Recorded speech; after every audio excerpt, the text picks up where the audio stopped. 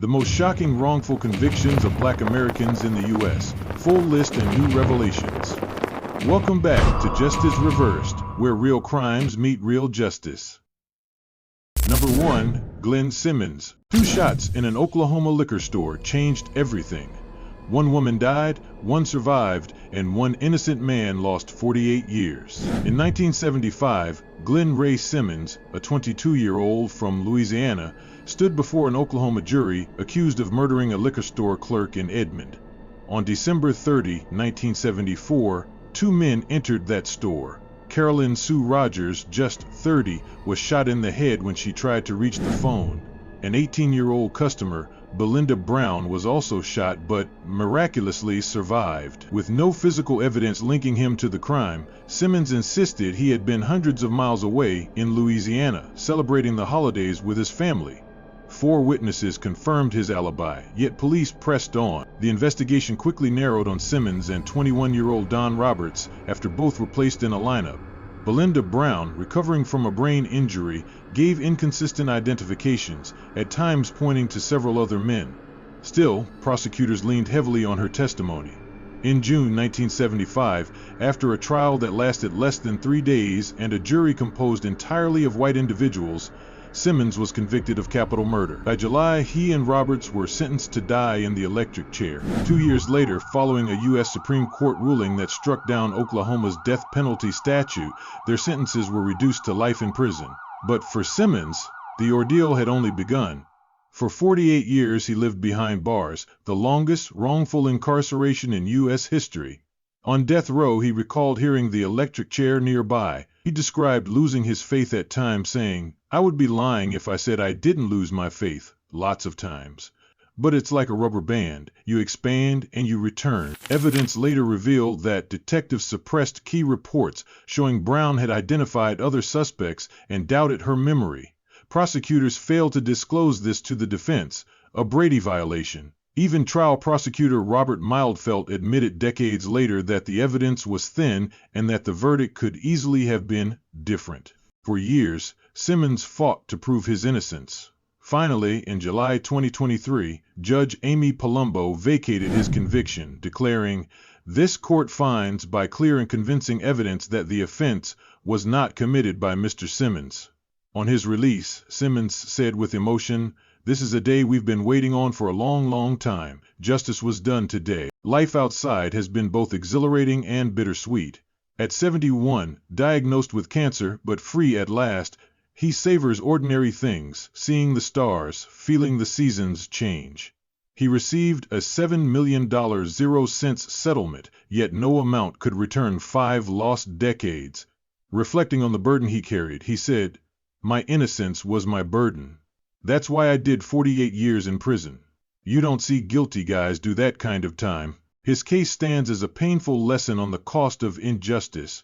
Wrongful convictions destroy families, corrode trust in the law, and remind us that freedom is the most fragile of human rights. Justice delayed is justice denied, and when truth arrives too late, the scars never truly fade. Number 2. Kevin Strickland. 3 lives were lost in a Kansas City home, but the 4th survivor's words condemned the wrong man for nearly half a century. In April 1978, gunfire erupted inside a Kansas City home.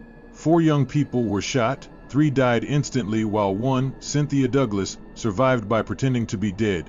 She would become the sole eyewitness in a case that sent an 18-year-old named Kevin Strickland to prison for the rest of his youth and most of his life. Douglas initially identified 2 men, Vincent Bell and Kim Atkins, as attackers.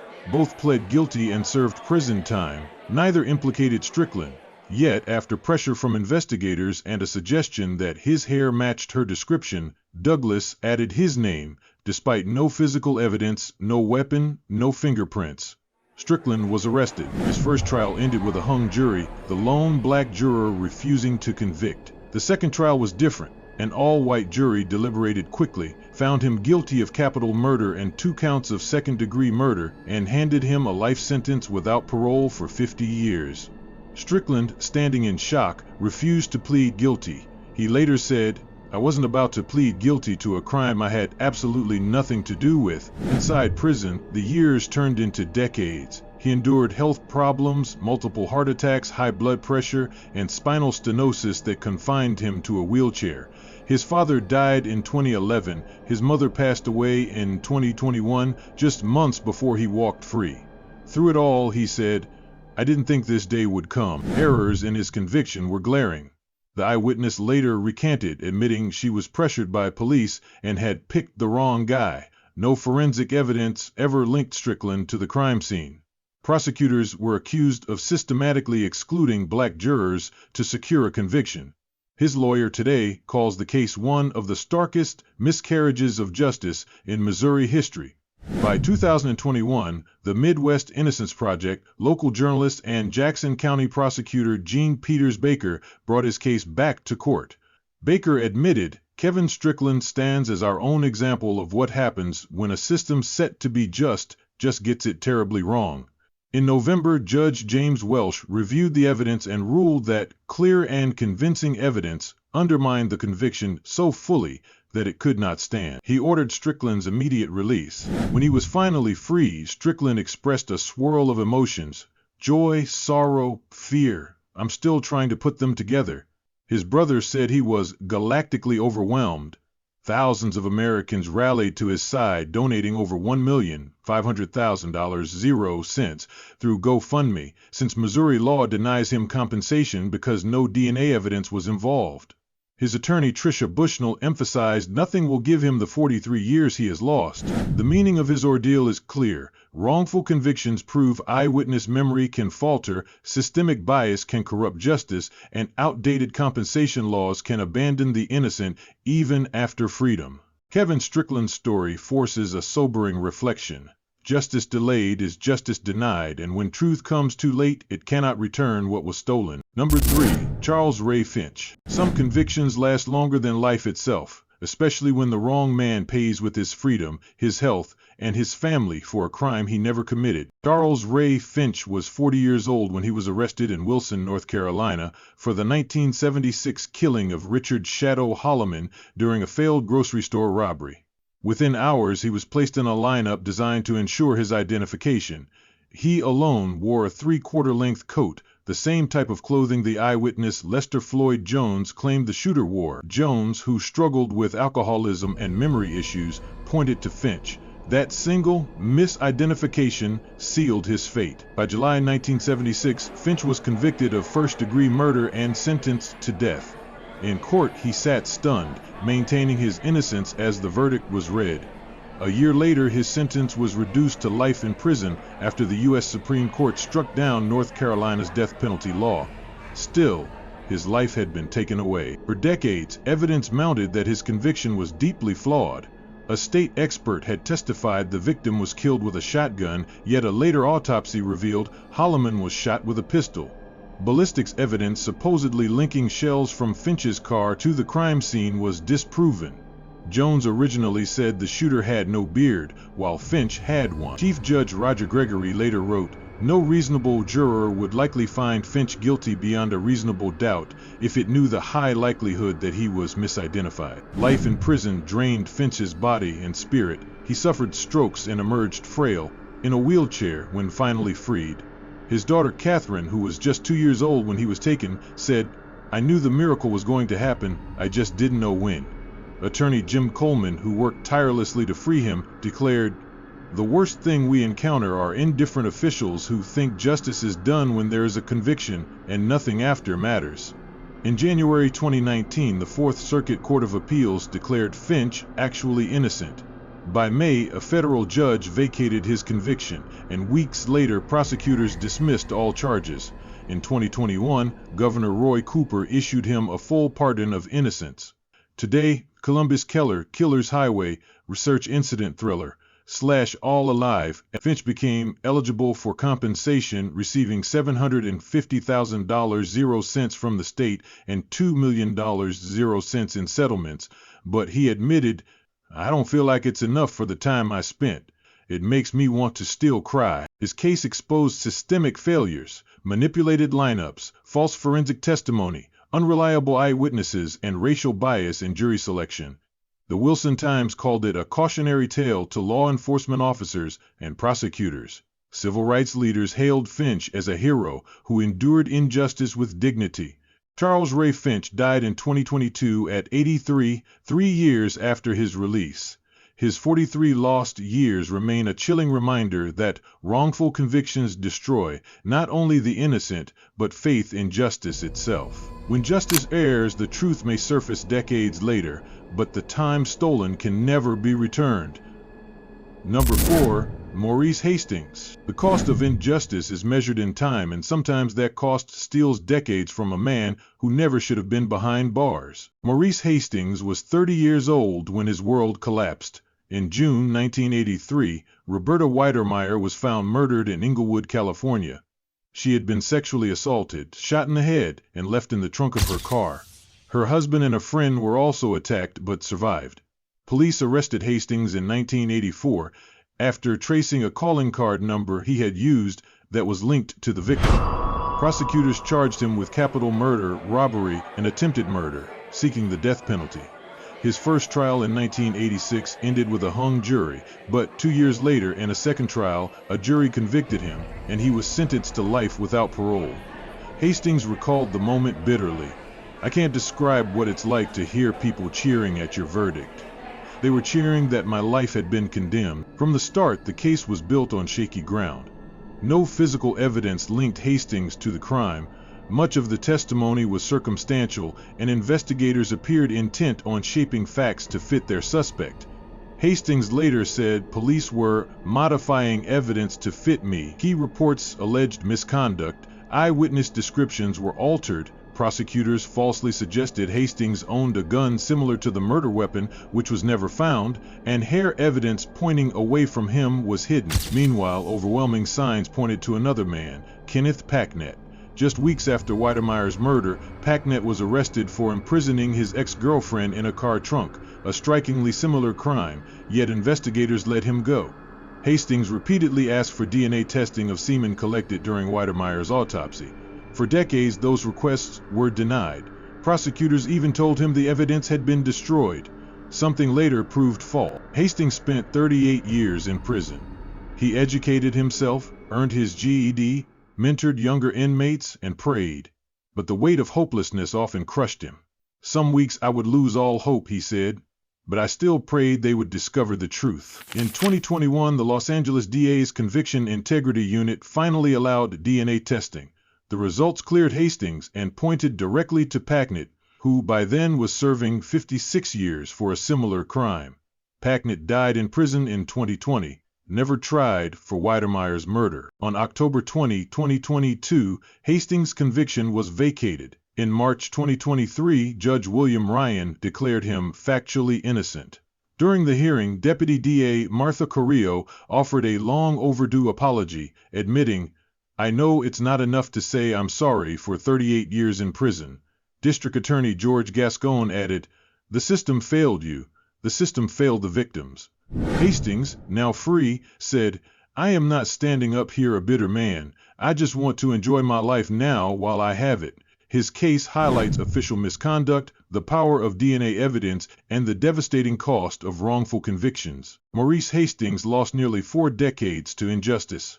His story reminds us that freedom, once taken, can never be fully returned, and truth delayed is justice denied. Number 5. Malcolm Alexander. A single misidentification can erase a man's life. For Malcolm Alexander, that mistake cost him nearly 4 decades behind bars for a crime he did not commit. In November 1979, a woman was raped at gunpoint in the bathroom of an antique store in Gretna, Louisiana. The attacker remained behind her during the assault, limiting her ability to identify him. Months later, in February 1980, police arrested 20-year-old Malcolm Alexander, a young black man from Jefferson Parish. He had no history of violent crime, yet investigators placed his photograph in a lineup. The victim made a tentative identification, and when Alexander appeared in a live lineup days later, she again expressed uncertainty. After speaking privately with detectives, her certainty was recorded as 98%. In 1980, Alexander's trial lasted only 1 day. His defense lawyer, who missed court dates and later was disbarred, failed to challenge the flawed identification process or present witnesses. The jury deliberated less than an hour before convicting him of aggravated rape. Alexander stood in shock as the judge sentenced him to life without parole. The case was riddled with errors. The victim's initial hesitations were concealed, and Alexander was the only person repeated in both photo and live lineups, contaminating the process. A rape kit and semen-stained towel were collected, but never tested and later destroyed. Hairs from the crime scene were preserved, but ignored for decades. The Innocence Project later described his defense as woefully inadequate, citing eyewitness misidentification, government misconduct, and ineffective counsel as causes of his wrongful conviction. Life in Angola prison was brutal. Alexander recalled, "This is slavery," as he worked in the fields for pennies an hour, picking cotton and corn under guard. He compared the labor to scenes from history books. It was like you see in old pictures of slavery. Determined not to lose himself, he earned his GED, took night classes, and became a skilled woodworker and jewelry maker. He named his adopted prison dog Innocence as a daily reminder of his truth. In 2013, a breakthrough came when the Jefferson Parish Crime Lab discovered that hair evidence still existed. In 2016, DNA testing proved that the hairs did not match Alexander or the victim. On January 30, 2018, after 37 years, 10 months, and 4 days in prison, a Louisiana judge vacated his conviction and ordered his release. Walking free, Alexander told reporters, "I felt like heaven done opened its door." His exoneration exposed systemic flaws. Reliance on faulty eyewitnesses, inadequate legal defense, and resistance to DNA testing. Louisiana's compensation law capped his payout at a meager sum, forcing him into another battle for justice. By 2023, a court awarded him nearly $500,000, which he called a full apology. Malcolm Alexander's story is a stark reminder. Justice built on error is not justice at all, and when truth arrives too late, the lost years can never return. Number 6. Archie Williams. The measure of injustice is not in years served, but in dreams stolen. For Archie Williams, that theft lasted over 3 decades inside Angola prison. In December 1982, a Baton Rouge woman was brutally assaulted and stabbed inside her own home. She survived and provided police with a description of her attacker. Over the next month, investigators repeatedly showed her photographs and lineups. At first, she could not identify anyone. But by January 1983, after seeing Archie Williams' image more than once, she selected him. Another witness pointed to a different man but later admitted police pressured her to choose. Critical evidence, fingerprints from the crime scene, did not match Williams. Still, authorities pressed forward. On January 4, 1983, 22-year-old Archie Williams, a poor black man with no resources to fight the state, was arrested. His trial in April lasted only days. The victim and her friend identified him in court, though one admitted she was only 70% sure. Williams testified that he was asleep at home, supported by his mother and sister. The attacker had been described as several inches taller than him. A serologist could not link him to the semen found. None of it mattered. On April 21, 1983, a jury convicted him of attempted murder, aggravated rape, and aggravated battery. Williams was sentenced to life in Angola with no chance of parole. He later said, "I knew I was innocent, but being a poor black kid, I didn't have the ability to fight the state of Louisiana. Prison at Angola was harsh and dehumanizing." Williams compared it to a death sentence, remarking that dark times were overcome only through prayer and music. He formed a gospel group and sang to survive. Watching America's Got Talent behind bars, he imagined himself one day on that stage. "They tried to take away my life," he said, "but I wouldn't let them take away my sound." For decades, Williams begged courts to test the fingerprints. The state blocked his requests. Finally, in 2019, Commissioner Kenasi Kimball ordered the prints run through the FBI's Advanced Generation Identification Database. Within 8 hours, they matched Stephen Forbes. A serial rapist from the same neighborhood. Forbes had confessed to other assaults and died in prison in 1996. On March 21, 2019, after 36 years, prosecutors and defense attorneys jointly moved to vacate Williams' conviction.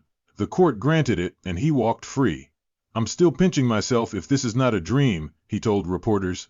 The case revealed how flawed eyewitness identifications, ignored alibis, and outdated forensic processes can destroy lives. District Attorney Hill R. Moore admitted the system failed and called the release the right, honest, ethical thing to do. Freedom brought Archie Williams international attention.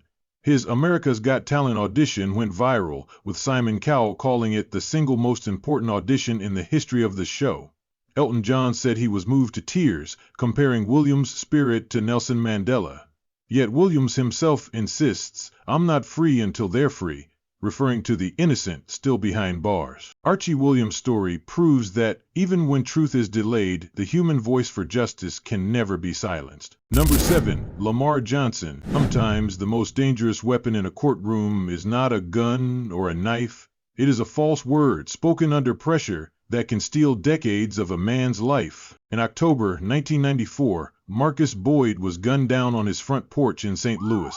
Two masked men rushed from the shadows, shooting him in the head, neck, and side. Boyd's friend Greg Elkin witnessed the killing, but could only glimpse the eyes of one shooter through a mask. Within days, police focused on Lamar Johnson, a 20-year-old father of two who worked at Jiffy Lube, attended community college, and sold small amounts of crack cocaine on the side. He considered Boyd an older brother. Johnson insisted he was nowhere near the scene. He said he was 3 miles away with his girlfriend, Erica Barrow, leaving briefly for only 5 minutes to make a drug sale. Barrow confirmed his alibi. Yet, on November 3, 1994, Johnson was arrested alongside Philip Campbell, another suspect. At Johnson's trial in July 1995, prosecutors leaned heavily on Elking. Initially, Elking refused to identify anyone, but detectives pressured him, warning his life was at risk, and eventually steered him toward Johnson. Later, Elking admitted he lied under oath. "I thought I was doing the right thing." He also received more than $4,000, 0 cents, debt forgiveness, and relocation assistance, payments hidden from Johnson's defense and the jury. Other errors compounded the injustice.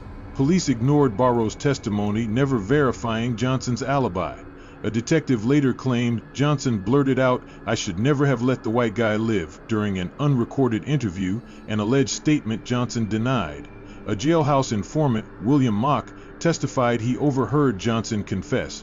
What jurors never learned was that Mock had a long criminal history and openly racist views. The jury deliberated less than 2 hours before convicting Johnson. In September 1995, he was sentenced to life without parole. He wept silently, realizing he might never see freedom again. Prison became his reality for 28 years. Johnson described it as the most terrifying experience in my life. He relied on letters from pen pal Jenny Schrappen for hope, writing back and forth for 25 years. Meanwhile, Philip Campbell, who pleaded guilty to manslaughter, served just 7 years and died before Johnson's case was reopened. In 2018, St. Louis Circuit Attorney Kim Gardner's Conviction Integrity Unit began reinvestigating Johnson's case, helped spur a new Missouri law giving prosecutors the power to vacate wrongful convictions. In December 2022, during a week-long hearing, James B. A. Howard confessed he and Campbell killed Boyd, confirming Johnson's innocence. Elking recanted fully, admitting he had lied at trial. On February 14, 2023, Judge David Mason vacated Johnson's conviction. Johnson walked free, saying, "This is unbelievable. A weight had just come off of me." His case reshaped Missouri law, reunited him with his daughters, and highlighted the high cost of coerced testimony, police misconduct, and ignored alibis. Lamar Johnson's story reminds us, when the system values conviction over truth, justice becomes its own victim, and lost years can never be returned. Number 8. Corey Atchison. For nearly 3 decades, his life was defined not by freedom, but by a sentence delivered on the strength of coerced words, not hard evidence. In August 1990, James Lane, a 29-year-old small-time drug dealer, was shot dead on a street in North Tulsa, Oklahoma. Lane was killed with a single bullet to the chest. Corey Atchison, just 19 years old, was driving with friends that night. He stopped when he saw Lane on the ground, yelled for someone to call 911, and even allowed police to search his car. At that moment, no one considered him a suspect. Months later, in February 1991, the case suddenly shifted. A 16-year-old named Doan Thomas came forward claiming Atchison was the shooter. Another teenager, Ben King, also implicated him after hours of police interrogation. On February 11, 1991, Atchison was arrested and charged with first-degree murder. At trial, the prosecution relied almost entirely on these testimonies. King recanted, saying his statement was coerced, but jurors were shown a videotape where he accused Atchison. Thomas testified under pressure, despite later admitting he had told prosecutors his statement was false. No physical evidence tied Atchison to the crime. His defense pointed out his size, 6'2" and 265 pounds, did not match the description of the shooter, yet in 1991, a jury convicted him and he was sentenced to life in prison. The truth unraveled years later. Witnesses admitted they were bullied as teenagers into giving false statements. Thomas revealed prosecutors threatened him, warning Atchison would kill him if he refused to testify. King said detectives told him he could face life in prison if he stayed silent. Judge Sharon Holmes later remarked she was appalled at how these interviews went, calling the case a fundamental miscarriage of justice. During 28 years behind bars, Atchison lost nearly everything. He missed the birth of his daughter by 3 months and did not see her grow up. Depression followed, though he clung to hope, insisting, "The truth is going to come out, always in the end." His brother, Malcolm Scott, endured a similar ordeal, wrongfully convicted of murder in 1994 and exonerated after more than 20 years. For the Atchison family, history had repeated itself. In 2016, investigator Eric Cullen revisited the case, uncovering the misconduct. In July 2019, Judge Holmes vacated the conviction, declaring Atchison actually innocent. She concluded no reasonable jury would have found Mr. Atchison guilty without the coerced witnesses. That day, Atchison walked free at age 48, greeted by family he had not held in decades. Oklahoma law capped his compensation at $175,000, a sum advocates call grossly inadequate. Atchison later filed a federal lawsuit against Tulsa police, seeking accountability for the fabricated evidence and years of lost freedom. Today he spends his time reconnecting with family and speaking out against wrongful convictions. His story warns us that injustice is not an accident, it is often a choice. And when truth arrives too late, the scars never truly heal. Number 9. Valentine Dixon. He thought talent alone would define his life. Instead, it took nearly 3 decades behind bars before his art became the only way the world would finally listen. In August 1991, a street fight broke out in Buffalo, New York. Amid the chaos, gunfire erupted and 17-year-old Toriano Jackson was killed. Police quickly turned their focus to Valentino Dixon, a 21-year-old from downtown Buffalo. Dixon admitted he was at the scene but insisted he ran from the shooting, never pulling a trigger. Yet just days later he was arrested, charged with murder, and accused of firing into a crowd. At trial, prosecutors painted him as an up-and-coming drug dealer, in the words of District Attorney John Flynn, and emphasized his reputation more than evidence. 8 eyewitnesses who cleared Dixon were ignored. Crucially, another man, Lamar Scott, confessed to the shooting just 2 days after it happened, even on videotape. Assistant District Attorney Sarah D. would later admit Scott confessed in excess of 10 times, but his words were disregarded and the jury convicted Dixon in 1992. He was sentenced to 38 years to life. There was no physical evidence linking Dixon to the crime. Gunshot residue tests on his clothing and car were never revealed to the defense, later shown to be negative in what lawyers call a Brady violation. Even one victim, who survived, told authorities Dixon was not the shooter. Still, his court-appointed attorney never called a single witness. Judge Susan Egan would later call this case a miscarriage of justice. Inside Attica prison, Dixon spiraled. For 7 years he stopped drawing, abandoned by hope. But then, a gift changed everything. His uncle sent him colored pencils with the message, "If you can reclaim your towns, you can reclaim your life." Dixon began sketching again, eventually drawing serene landscapes and golf courses. Despite never having stepped on one, he spent 10 hours a day creating what he called his golf art. He later said, "Golf art got me out of prison. Without golf art, I'd still be sitting in jail right now." His drawings caught the attention of Golf Digest, which published his story in 2012. From there, law students at Georgetown University investigated his conviction.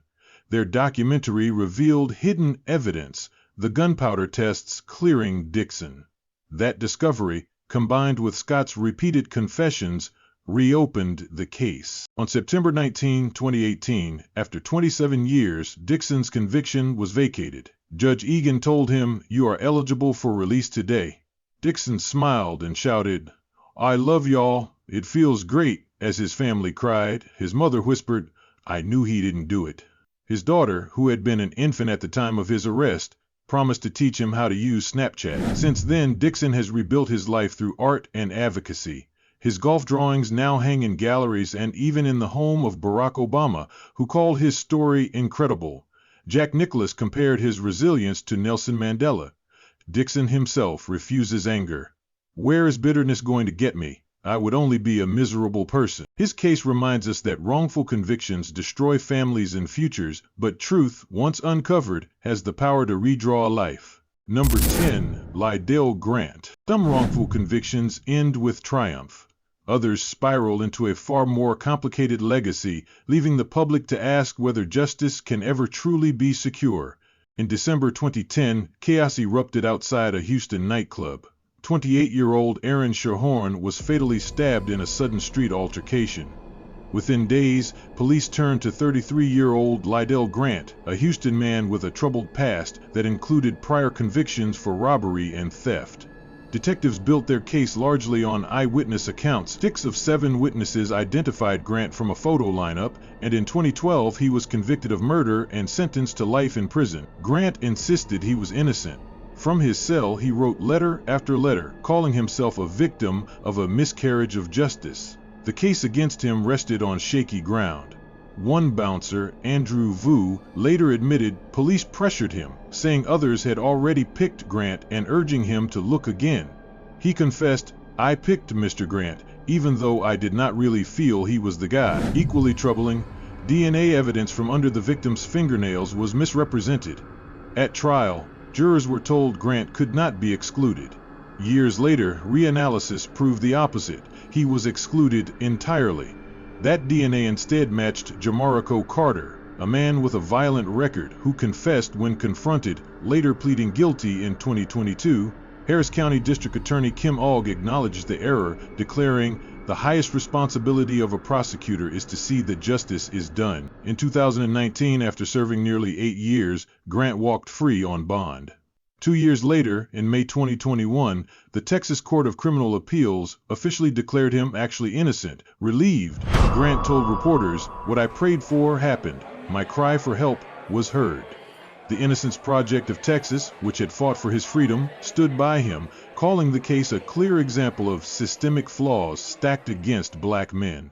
But the story did not end there.